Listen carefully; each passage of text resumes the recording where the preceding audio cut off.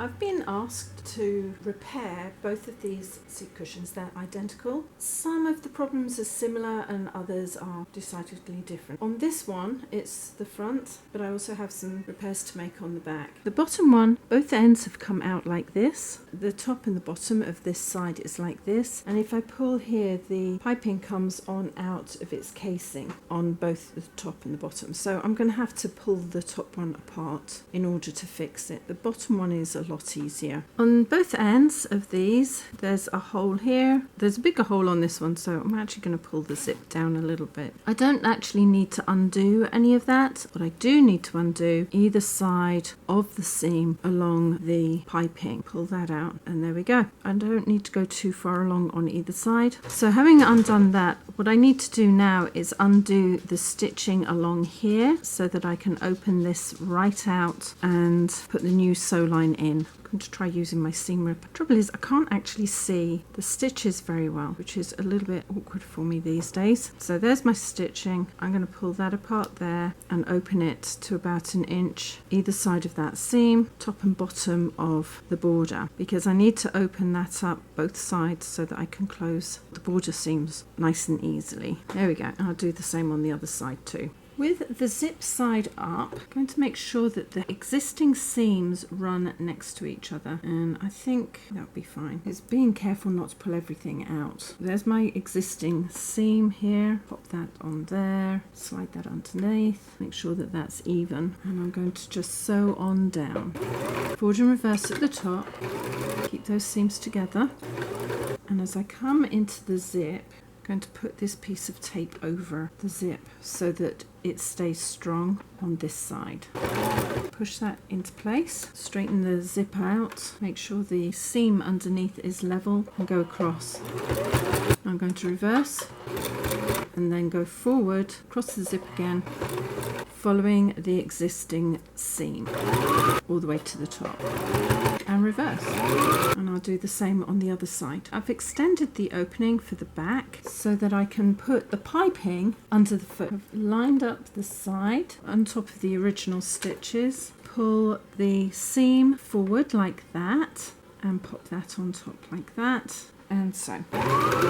And now I'm going to sew up to the end here. Then put border on top. It's a rounded curve, so I really need it to go in quite evenly. Now this is unusual. They actually top stitched the border into place. So I've lined this up. I've made sure that the seam for this is facing this way all the way along where I'm going to be sewing it, and I'm going to be sewing just behind the previous stitches. Keep it in line, and I'm going to have to curve it round so that I get the curvature of the seat cushion nice and steady, because I don't want to be leaving the stitches showing if I can help it.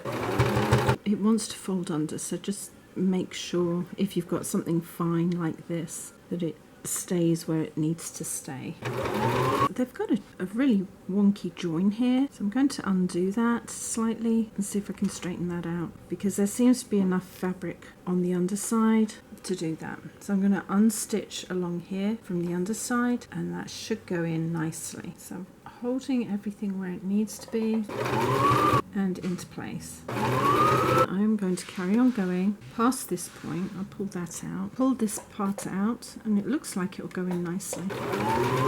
Yeah, no little knobbly bits there. I'm going to carry on going. There we go, just over my stitch line again. There's a little bit of stitching showing there, but it's right at the back of the cover, so it should be fine. Find my next corner on this side, which is here. Do the same, just pop that under a little ways back so I catch all that stitching down. Make sure that as I come in to this point, which is there, that my seam is facing forward. I can bring that forward a little bit, don't need to be that far back. You only need to be about 1/2 inch to 1 inch, and I'm going to bring this into place.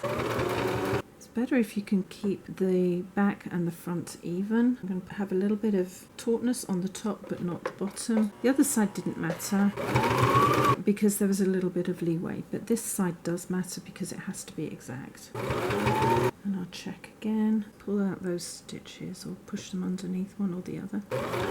There's no way of giving any more fabric to that, so I'm going to just have to pull it in quite hard. And again, go over about an inch. The last piece I'm going to mend is this piece along here. So I need to feed all of that into place before I can start. I hope this is going to work because I only have the one piping foot. I used to have a bigger piping foot, but it went with an industrial machine, so I've only got this one now. Again, make sure the fabric for the seam is facing forward about an inch back. There we go. And I am going to aim for my sewing line to be on here, which might be a little bit difficult. I have noticed that the sewing line actually varies on the front here. Reverse and then carry on going. Make sure that seam is going that way. So come into the other end. I'm still making sure that seam fabric is facing forward and finish up. I think this is where the end of it is, so I'm going to go about another inch and then reverse. And that should hold that in place. So I've already removed the zip and I am going to take back either side of this drawing like I did on the previous seat cushion, because I need to be able to add the zip in and then seal it shut. That has to be on this end. On the sides where the piping cord has been pulled back, I'm going to undo all the way along here so everything is like a blank slate for me on both sides. I could cut the piping cord and join it, but I want it to look as good as new, and this is the way to do it. I always find that if you do that little extra for your clients, they pass your name on to other people and you'll get more work. So it's really entirely up to you if you're working for people, whether you choose to do half a job or a proper job. And sometimes that little extra means a lot to somebody. First thing I'm going to do is replace the zip. That there. The fold of this part was right on the zip teeth, so I'm going to do the same again. I'd much rather keep everything as close to how it was when I took it to pieces. So let's get that in. No different here, just put a zip in like I usually do. On the second side, having taken this apart, you can see where the stitch mark is, so I'm going to line that up. Actually, it goes along the outside edge of this fabric. I think if I keep that as steady as I can along there, I should get it in the right place. I'm going to unroll the end there, put that over just a wee tad and under the foot. I also can keep this level here with that mark on the base plate there. Get that in as well. Now on both sides I haven't pulled the fabric, I've just let it run and then pinch the two pieces together. I'll do that all the way to the end of this side.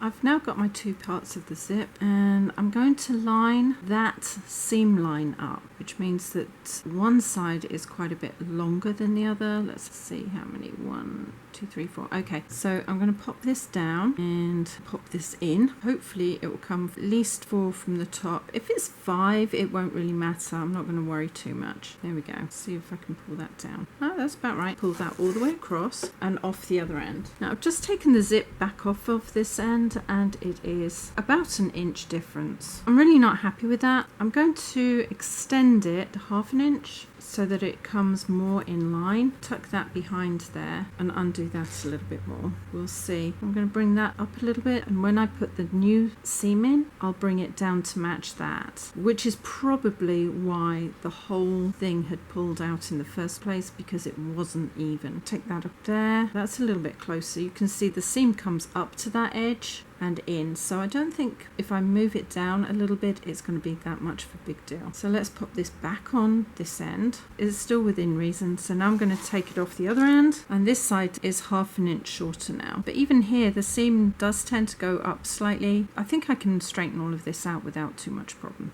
So I'm going to pop it back on this end. What a palaver. And I've got my one on that side, so that's perfect. Now something I have noticed, I've pulled everything back, and if I roll this over here, it's almost in line, and if I roll this over here, there is quite a bit of difference in where the seam goes. This side is the one that goes over nearly 1/2 inch, so what I'm going to do is I'm going to put this side down first and roll that one on top like that, and then pin where that goes. I'm going to do it through the top of the fabric like that, just on the one side. So that might take up all the way across and come in here. So I won't need to twist this so much if that's the case. I've decided that before I start sewing it, I am just going to take that 1/2 inch off. I'm going to cut along that sew line all the way across here. Then it's all nice and even for me to work with. I'm going to take my pin mark out, lower that into position like that, and straighten out the seam that's underneath. It's a little bit wobbly compared to what I want it, but it'll be fine. Forward and back and across. Pop the long side of this underneath and sew to the teeth. I have my piece of fabric which I'm going to straighten under there and then sew across. I'm still coming in a straight line at the moment, with the top of the side border in a straight line to this. I'm going to go across. When I get to the other side, I'm going to straighten this out to it. Sounds a bit weird. I need to get across to where the stitching is under there. And then I will straighten this part of the border out so it comes in line. Now this dips down slightly because of the way it was originally sewn, but I think once all of this is in line, it will be fine. And across, quick backwards and forwards there. Just opened the top end of the zip here so I can slide that underneath like this. Pop that into position, and I'm going to sew across the piping like I did before. Make sure that the seam is going in the right direction to the zip. And then you don't have it all being messed up, and into place. Just as I did on the other seat cushion. On the other side, I'm going to push the seam away, going the same way as the zip. Now there is a slight difference on this side. Pop that under at the back end there, over the existing stitches, and if I pull this out, this is what happens when things go in crooked. The stitch line for this one goes up, and the stitch line for this one goes down. So I'm going to make sure everything's level under there and pull it into a straight line and work with what I've got. This is going to go up slightly and then it will come into line here.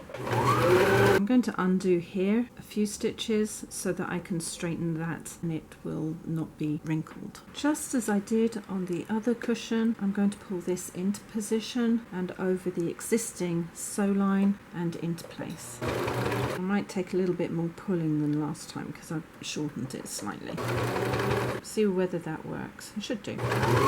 Remember to overstitch your stitches both ends because you don't want anything coming undone.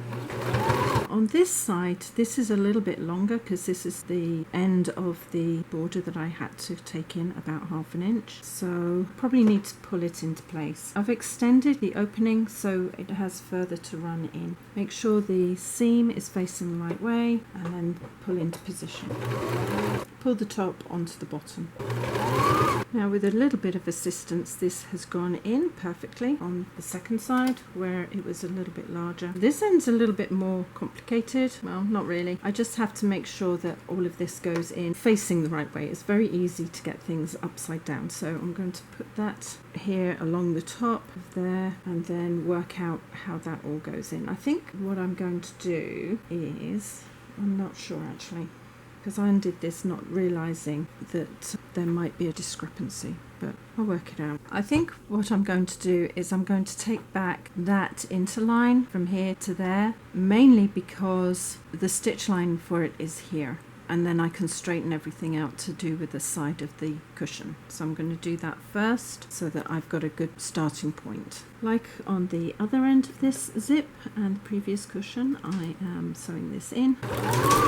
Put my piece across there to make sure that it stays nice and tight. Still make sure that the seams are going the same way. Pop that under there, line all of this up, and I'm going to sew the length of this side because I need to make sure that the piping goes in all the way to the join. I'm going to join the cording like that as I would any other, and I'm going to go all the way over there, making sure that the rest of this stays out of the way. That doesn't really want to twist where I want it to, but it will it will work. And then I'm going to overstitch that join a couple of times so there's no weakness. I've taken the foot beyond and into the original stitching, just like I have on all the other parts, forward and back, to overstitch those stitches, and then I'm going to sew all the way around the side of this. Hopefully it will all go in one go without me having to worry about it. As I get to the straighter part, I will start working out whether that will go in without any pulling or whether I do have to pull it. I think it'll be okay without me pulling it. I'll just keep it steady on top as the bottom winds itself in due to its shape, because it's got the rounded shape to take in, so usually takes a little bit more effort to do that. And into place. Now I'm going to work on the second side of fixing the piping. Pop that in hard up against where it finishes there. Slide that underneath here so that the piping cord cover is even, and sew. I'm not going to pull the piping, I'm just going to let it lay in there because I don't want it to pull away from that end. I really don't want to have to put it in twice. So now I'm going to make my way to where the zip is. I'm going to line everything up just like I have on the previous side. You can see it's a little bit wrinkly there, but I think as I pull it into place it will go in quite nicely and it shouldn't show. Line everything up. I'm going to pull it slightly across there so that the wrinkles get pulled out. As I go, I've got to make sure that nothing gets caught where it doesn't need to. Pull that in over the original stitches and into place.